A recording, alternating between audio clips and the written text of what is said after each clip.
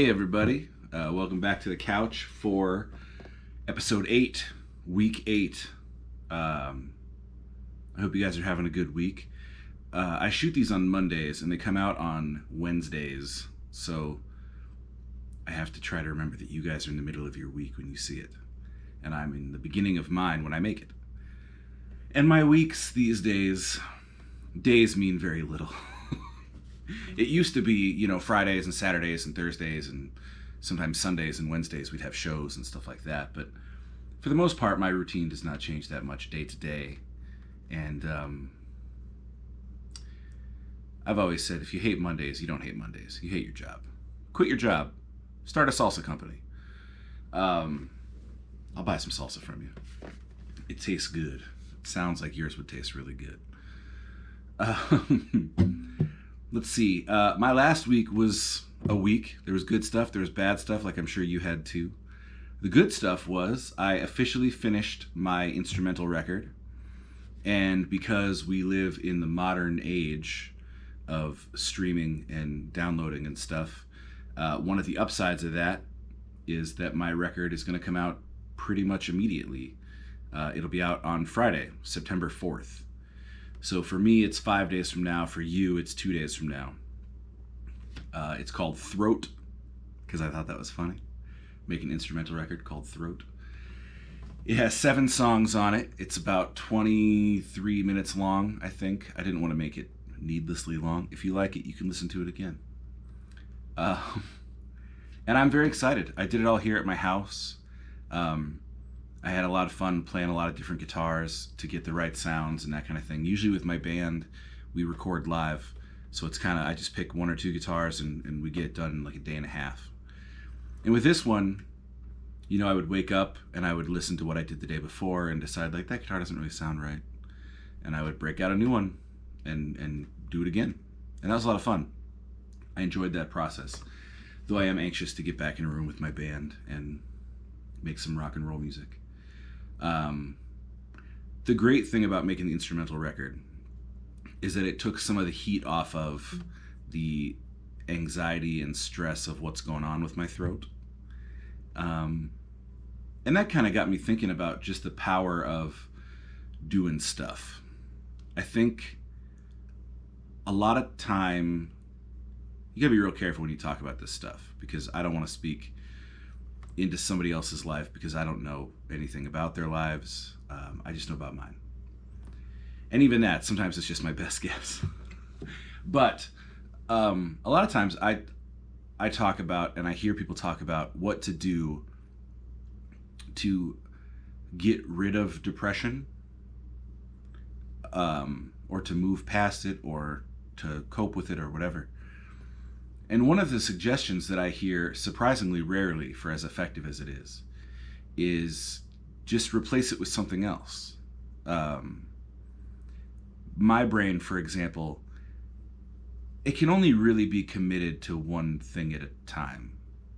It's why when I'm trying to spend quality time with my son, for example, I put my phone in the other room, so I'm just with my kid. And it's the same with depression. If I'm really, really deep in the process of making a record and learning new techniques and that kind of thing to make it a good record, I find that my brain just can't keep up with that and depression. So a lot of times I think the best medicine is to just go do something, play a video game or read a book or try to write a song or just have a conversation with somebody, or honestly try to help somebody. I shed a lot of my sadder feelings when I'm trying to help somebody with something and be of service to the world around me, So making the record was great, and it helped me sort of deal with some of the rougher parts of the week. And that was a gentleman named Justin Townes Earle passed away the week before last, and I spent the week kind of feeling around that sadness. It's a strange thing when someone that you weren't really friends with or didn't even really know passes and it affects you. I remember there was an actor who passed away several years ago, and people were sad. And I saw people on social media talking about, why are you so sad? It's just an actor. You didn't even know him. Who cares? And I thought back to my first date with my wife was to see a movie that he was in. And for better or worse, usually for better, almost always for better, the art in our lives becomes part of our lives, especially the good art, the great movies and the great shows you see and records you hear. They become a part of your trip through this whole thing. And when something like that gets taken away, it really is like a part of your life changes. Now, I'd had the good fortune of actually meeting Justin Townes Earle once.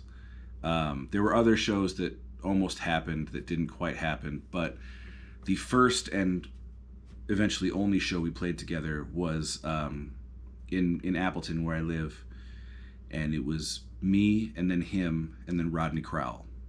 And it was a big show. It was my biggest show ever at the time. And it was early on in my transition from punk music to folk music.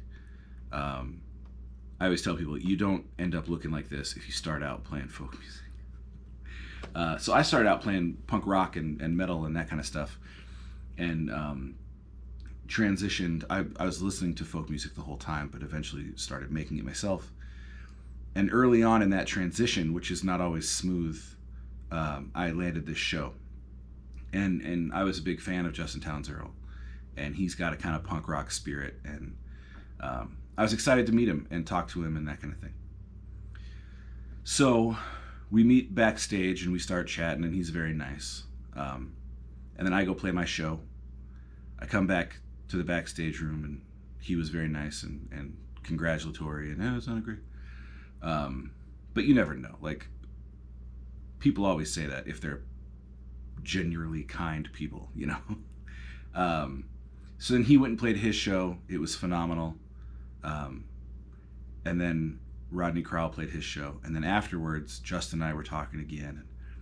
And I had grabbed one of my CDs, thinking I might give it to him and just hear what he thinks. You know, I'm old enough to know that, like, there is nobody really that you could hand a CD to and your life is going to change. It's just nice, if you make something you're proud of, to give it to people you respect and genuinely get their thoughts, you know?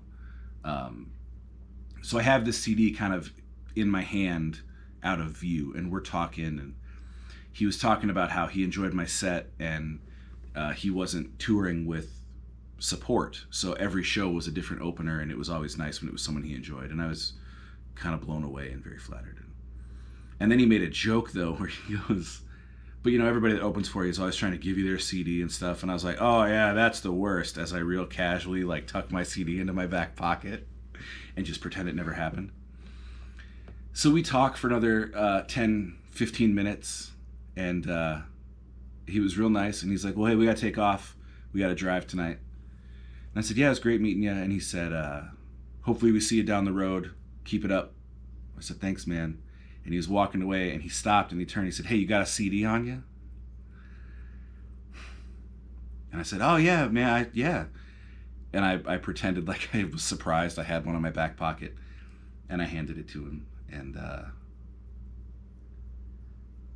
that interaction, I have a handful of interactions I've had in my life that you kind of keep with you so that you can recall them in the dark moments, you know? Because other times you drive 4 hours to play to 3 people and they pay you in half a sandwich. And then you drive 4 hours afterwards and it's kind of miserable, or it can be miserable if you don't remember why you're doing it, and hopefully have the good fortune to have a few of those stories like I have with Justin Townes Earle. So it was hard. It would have been hard to just be his fan when he passed, and it was extra hard to know that, I think without knowing it, he gave me a pretty necessary morale boost at the beginning and kind of kept me doing this. And so I'll miss him for sure. And that's okay. I used to try to pretend like, oh, he's just, just a musician I like, or just, But just like we're seeing, unfortunately, Chadwick Boseman, a phenomenal actor who I first saw in a movie called 42 about Jackie Robinson. And then he went on to play Black Panther and do a bunch of other really, really great stuff. He played James Brown. He passed this week as well. And it's good to see people mourning that. Because I think it's okay to acknowledge, like, no, I never had coffee with this guy, but he meant something to me, and now he's gone, and I'm going to feel that. And I think that's a good thing. Though I do wish the quality of our mourning could improve a little bit. I don't ever want to judge the way anybody processes anything, but some of it just feels so like, they'll share an article and then just a frowny emoji, and it's like, is that the best eulogy you could come up with? And maybe they're just so sad they can't process it, and I don't want to put anything on anybody, but I think remembering people is important, and I think talking about the lives they lived is important. And I always think it'd be funny if someone did a sketch where someone was at a real funeral, but everyone that kept coming up to the podium to speak did what they do on Facebook. Like, one guy comes up in a suit, he just goes, "What? No." Because I think funeral humor is a viable market for me. So yeah, there's that. That was my week. We've had to say goodbye to a handful of people this year, and it's been tough. I was still sort of dealing with John Prine, and then we lost Justin Townes Earle, and there was a hefty amount of tragedy with Justin because he was young, and it was a preventable thing. So listen to his music, and as a tribute to him, check in with somebody and see how they're doing, and if you can help them at all, you should. So, moving right along. Last week I asked if you guys wanted to talk about anything, and one gentleman said he wanted to talk about my head tattoo. I have my head tattooed. The guy that did it is very frustrated with my present hair because he did a very good job with the tattoo, and then I grew all this hair. So there's a punk band from Canada called the Flatliners, and they have a record called Cavalcade that, like all of their records, is phenomenal. On that record, there are two songs. One is called Count Your Bruises. One is called Carry the Banner. And there are lyrics from each that I wanted to get tattooed on me, so I decided I would just kind of mash them up into one lyric. So on my head, on this side, it says, "Count your bruises one by one." On this side, it says, "Laugh it off and carry on," which I like quite a bit. And then my old punk band, we got the chance to open for them, and that was fun. And they got a pretty big kick out of the fact that somebody had tattooed their lyrics on his head. So yeah, let's have some coffee. We're running low on mugs here, you guys. This is, we're on week 8, and I don't have 1,000 mugs. But today, we're drinking from the mug that features the caffeinated owl chart. It's got all the different kinds of coffee you could drink and the effect it might have on an owl. I like the decaf owl the most. He's nice and chill. The Irish coffee owl's good too, though. The other request was for another guitar story. And I would love talking about guitars. And this guitar in particular has a wonderful story. This is a 60th anniversary. 60th or 50th?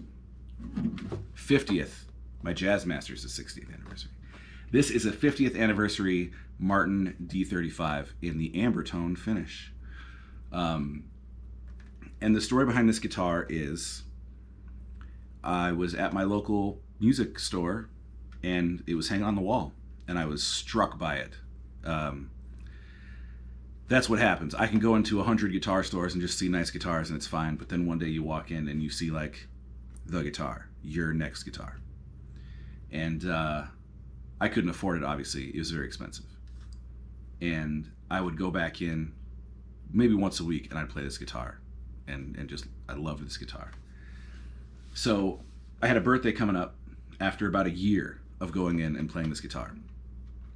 And my son told my wife that he was at the time he was probably 7. He let it slip to my wife that he was planning a heist where he was going to steal me this guitar for my birthday. And Tori just thought that was funny, so she put it on Facebook. And what happened next still kind of blows my mind. I didn't know any of this until I was presented with it, but a friend of mine named Alan, who I had met when he started coming to my shows, he sort of organized this thing where he passed around a birthday card, and a bunch of people signed it and chipped in money. And on my birthday, he gave me this card, just full of people in my community that had done this incredibly nice thing for me. And then my dad, as a birthday gift, he chipped in a huge chunk. And then I sold what at the time was my #1 work guitar. And I got this guitar. And I love this guitar. And more than any other guitar I own, this one feels like mine, because I'm the only person that's ever owned it. And every little mark in it has a story. That said, it is a work guitar, so I travel with it and I play shows with it, and it's been well loved in just a few years, but it's starting to sound really, really good. Guitars sound better as you play them, and we've learned a couple things with it too. One is the amber tone finish is particularly difficult to keep clean, so it often looks a little fingerprinty and that kind of thing. This one time a guy came up to me and said, "Hey man, your guitar is really dirty." And I said, "Hey man, you ever said that about a wrench?" And he goes, "No." And I go, "Well, this is the tool with which I do my work." The other thing that we learned is that if you put bug spray on a guitar, it will destroy the finish. We were playing a house show somewhere, and there were bugs, and Ollie was putting on bug spray, and I said, "Hey, give me some of that bug spray." So he came up and I put my arms out and he just sprayed me, and I played the show. The next day I took my guitar out of the case and it was a mess, an unfixable mess.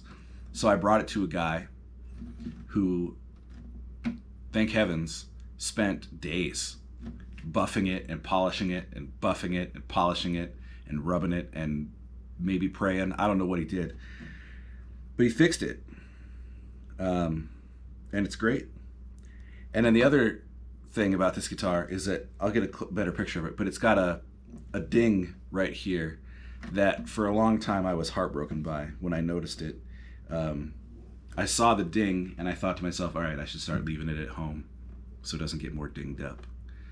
And then I thought about where the ding came from, because I know where it came from. It was a winter show, so I was wearing like a jean jacket, and my solo shows end with me and Ollie doing a song together, and I always get real excited because it's super fun.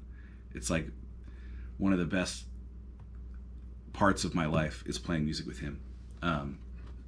So I get real excited, and I was thrashing around, and I banged a button off the front of this guitar. And when I started thinking about, and maybe there's a deeper life lesson in here for all of us, I don't know, but when I started thinking about the story of the damage rather than the damage itself, it stopped being damage and started being a thing I really love about this guitar. That every time I see it, I go, man, that was fun. It's a lot of fun playing music with my son. So that's the story of the D35, and I will now play you a song on it. Sorry, this is getting a little long, but you know, no one's holding a gun to your head, I hope. Blink twice if someone's got a gun to your head. No, I can't see it. That's not how YouTube works. This song is called Time to Waste. I have a very, very funny joke that I do on stage when I play this song. But there's also a very real story behind this song that I don't tell anymore because of the funny joke, because I am the guy that always goes for the joke. But the heartfelt story behind this song is I wrote it about, I was working at Guitar Center fixing guitars for people, which is a fine job. I didn't hate the work. there's something about the schedule and working in a place with no windows and being on someone else's time. I just didn't care for it. And the fact is, it's not what I wanted to do with my life. But I was doing it to be a good dad, I thought, and a good husband, and provide and contribute, and that kind of thing. And then one day I realized I have a responsibility to feed my son, and to house him, and to clothe him. But I'm also responsible for showing him how to live, and how to be fulfilled. And I just started thinking, like, is this the life I would want for him? No. But will I be able to rightly tell him that someday if he can go like, well, you worked at Guitar Center your whole life? So I started about the business of becoming a full-time Christopher Gold. And shortly thereafter, I was able to leave that job. And every year since, I've played between 100 and 150 shows, put out a record every year, sell some t-shirts. Nowadays, I do a podcast, and I sell some books, and I make an instrumental record, apparently. But it's been working, and he's been along for the ride, and I hope, and I suspect that there will come a point when he has to make a decision or ask himself a question, and he'll get to look back on parents that did what they wanted to do and figured out a way to make the money work and all that other stuff, but really were about the business of being fulfilled and happy. So that's what the song is about. It's also the first song that I ever noticed anybody singing along to. I know exactly who it was and where it was, and I don't know if they know that I know or if they know they were the first one, but it's always a trip when someone sings along to your song, and I'm always happy to sing this one because I remember that this was the first one someone sang along to. And I walked over on stage and I said, hey, look, she's singing the song to my bass player. And he went, oh my God. And then we started laughing because you always go to shows and you see people talking to each other on stage and you always wonder, like, what are they saying? And now I just laugh thinking, what if they're always saying, oh my gosh, look at all these people. Like Bono leans into the edge and whispers, they're all singing Where the Streets Have No Name. It's amazing. This is called Time to Waste. I had to change it up a little bit with my current vocal situation. So the melody's different, but it's fun. So let's see what happens.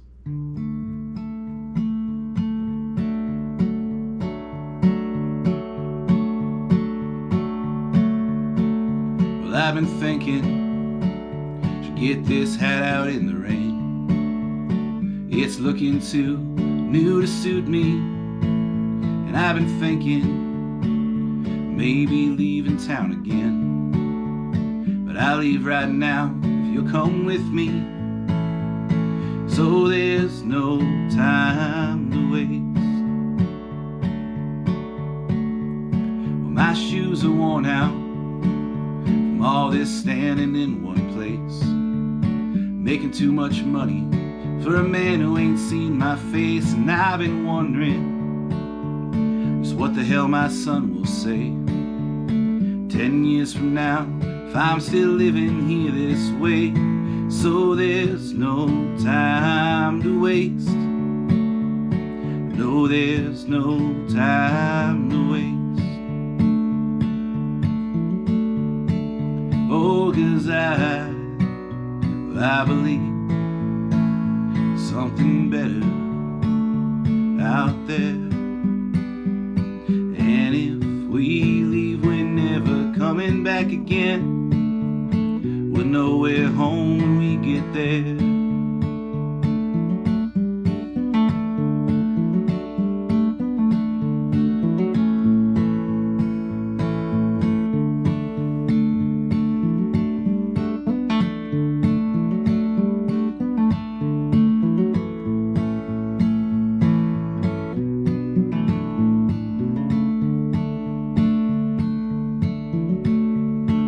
Kiss me quickly, hold my hand or I'll be gone. Bound for the mountains, with you driving the car. 'Cause I've been singing a sorrow song too long, about how my heart broke years before you came along, and there's no time to waste. No, there's no time to waste.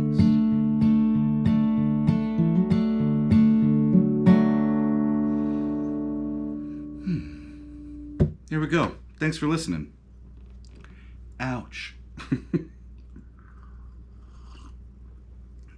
I'm having more throat pain, but I'm feeling more optimistic too, because we're getting closer and closer to my appointment, and I've gotten some lovely support from a ton of people that meant an awful lot to me. I finally wrote about it publicly, I guess, and the reaction was great. People were very kind and supportive, and some people in very specific ways reached out to offer support that meant a lot to me. So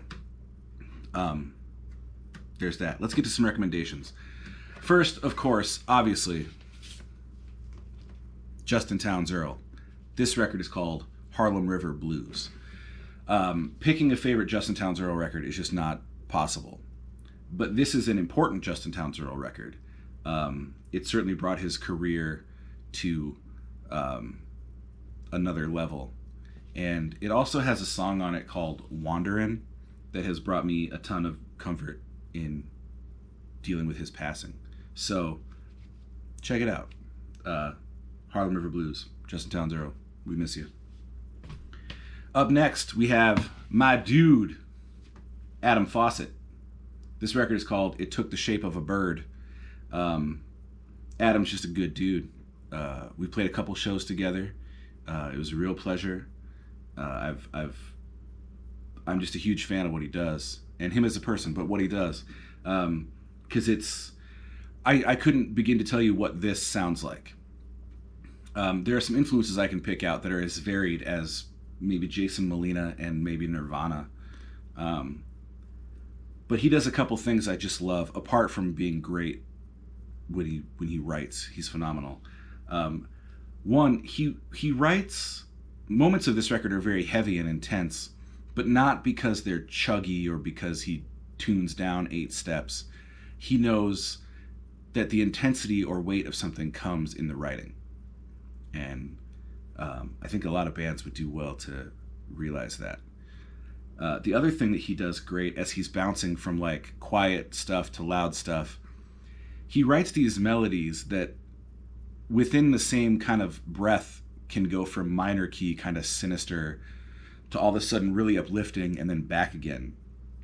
And it really kind of demands your attention, and I love it. And of course, there's a song on here called Living on the Moon that the fact that you can write a song like Living on the Moon and not become a millionaire almost makes me want to quit the business. I love that song. I love this record. Love this dude. He went through similar throat voice stuff, and he's been really supportive. When I shared my thing, excuse me, when I shared my thing, he commented and we went back and forth, and he offered some help, and he was very nice. And then finally, the thing you should read this week is a short one, but it's a unique one. Bill Watterson, who of course is the brilliant mind and heart behind Calvin and Hobbes, he did a commencement address at Kenyon College, which is where we heard This Is Water by David Foster Wallace. And it's phenomenal. And I found the text of it. There's a couple typos, but you'll figure it out. And I'll put the link to that and all the other stuff down in the comments with all my info. But it's great, and it's about remembering why you want to do something and not letting success or the pursuit of success or even the turning away from success, not letting that dictate how you feel about what you're doing. The way that presents in my life is I often will enjoy making a record or writing a song, and then I'll put it out, and if the response isn't what I wanted it to be, all of a sudden I feel like a failure when I should feel like, well, yeah, what I got out of it was the making of the thing and how I feel about the thing. Everything else is up to everybody else. So, yeah. That's episode 8. Thank you guys for hanging out. And as always, if there's anything you want to talk about, let me know. And let's go listen to Justin Townes Earle. We'll see you next week. Bye.